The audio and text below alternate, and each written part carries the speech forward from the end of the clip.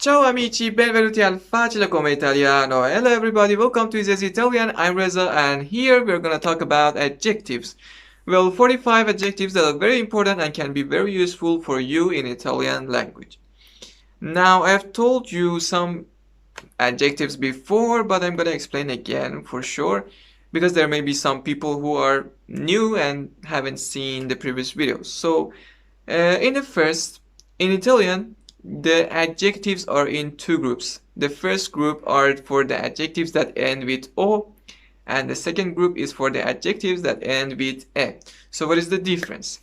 You know, the adjectives that end with O change depending on the gender or the plurality of the noun. For example, cattivo is from this group, ends with O. Cattivo means bad. So for example, if I want to say bad boy, I would say cattivo ragazzo. Cattivo ragazzo. Ragazzo means boy and it's a singular masculine. So cattivo should be in singular masculine form too. Ends with O. Cattivo ragazzo. Bad girl. Cattiva ragazza. Cattiva ragazza. Now, if I want to make it plural, cattivi ragazzi. Okay, bad boys. Or why bad? Let's say with good. Buono means good. So, if I want to say good boys, it would be buoni ragazzi. Then, buone ragazze. Good girls. Now, what about the group that ends with e? Those adjectives change, but not depending on the gender. Only depending on the plurality of the noun. For example, there is this word. There is adjective grande. Grande means big or huge. Well, for example, I can say something like big house. Okay, house means casa. That is singular feminine.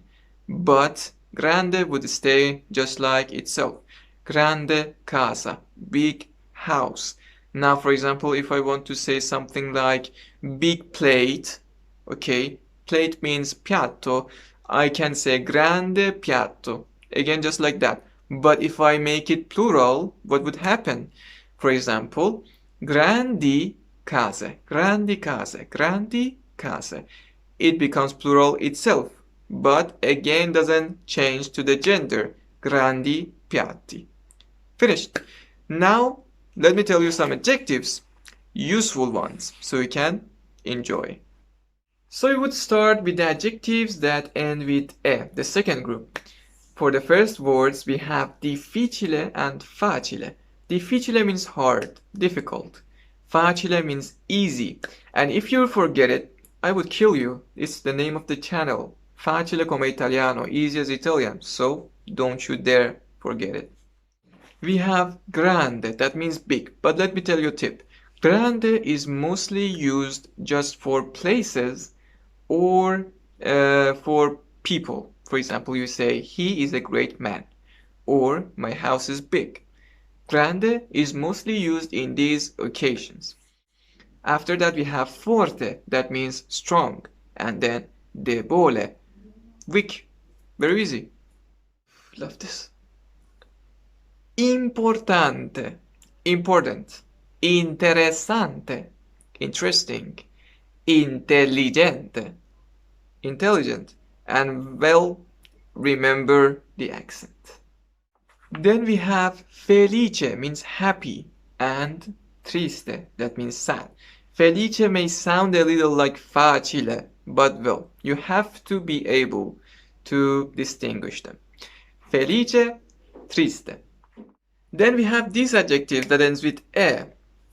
Dolce means delicious or sweet. For example, if you eat something that is spicy but is delicious, you say dolce. And when you eat something like sugar cube that is very sweet, you again say dolce.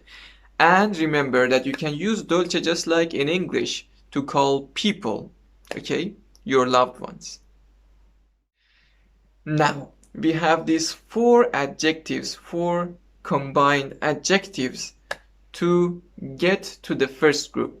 So first we have veloce and lento. Veloce means fast. That is from the second group.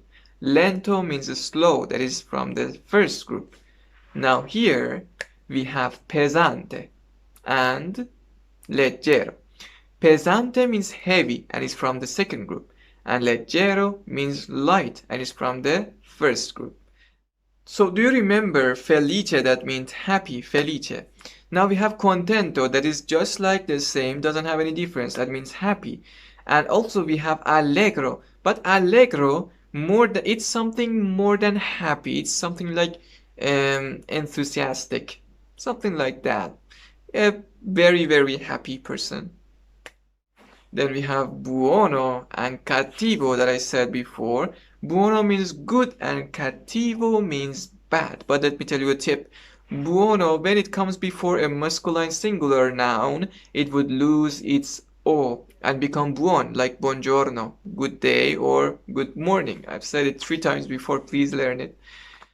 Then we have freddo and caldo. Freddo means cold and caldo means hot. Magro means slim or skinny. And then grasso. Grasso means fat and also as a noun means fat too. Then we have grosso and piccolo.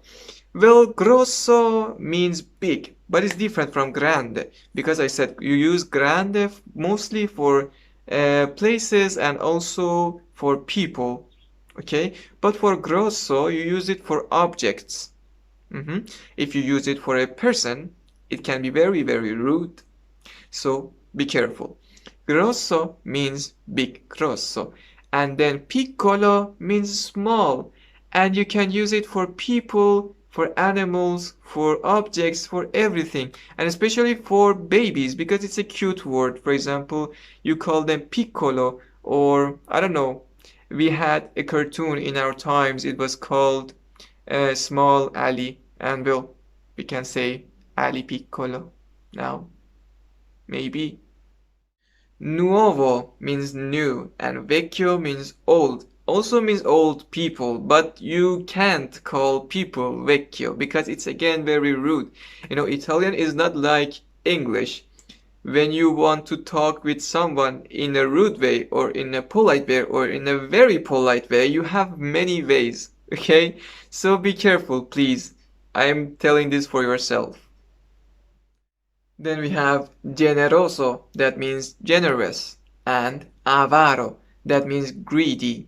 But also we have timido, that means timid or shy. Stretto, vasto.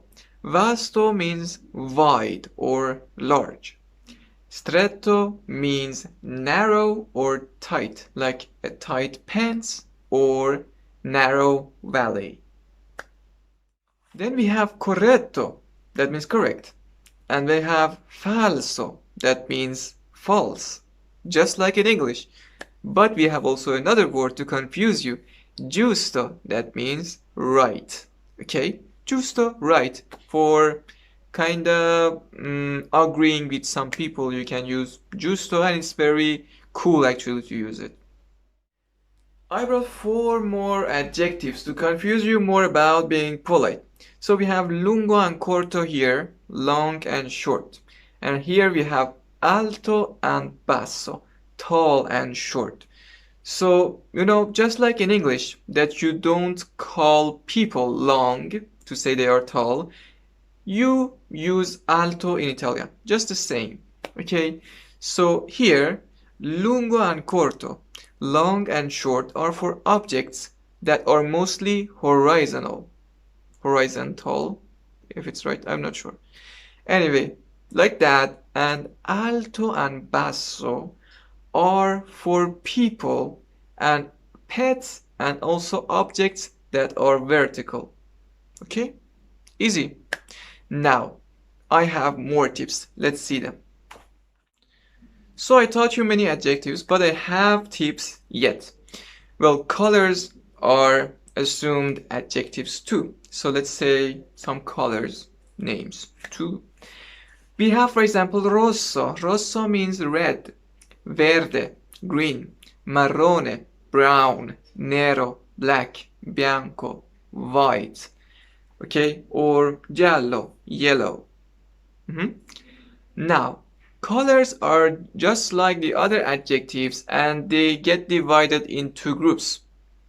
Okay, so verde and marrone that end with e are in the second group, and the rest of the colors I said are in the first group. And well, they change by the gender and also by the plurality. But verde and marrone that are in the second group just change by the plurality. Now, there are some colors that don't change at all. Why? Because they are mostly related to nouns. For example, like viola, that means, well, purple. That also means violet. Okay? So see, it's related to a noun. That's why also when it's as an adjective, it doesn't change forms. It would just stay viola. Or something like rosa. Rosa means pink, but also means the rose, the flower rose. Okay, so this one also doesn't change. And then we have blue too, that actually I couldn't find what noun it is for, but I heard that it's called like that. I mean, it doesn't change because it's coming from another language and it's not originally Italian itself. That's why blue doesn't change. So, where should I put the adjective?